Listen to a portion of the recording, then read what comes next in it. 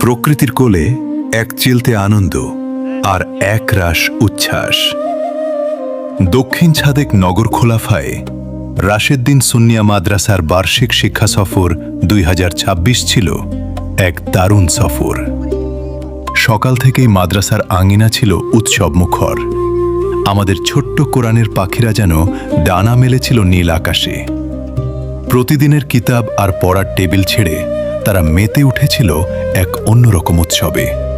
দেখুন ওদের চোখে মুখে কি নির্মল হাসি।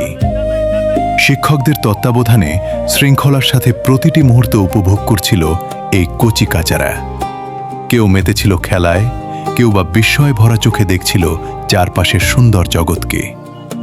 আসলে এই আনন্দটুকুই তো ওদের আগামীর পথ চলার শক্তি।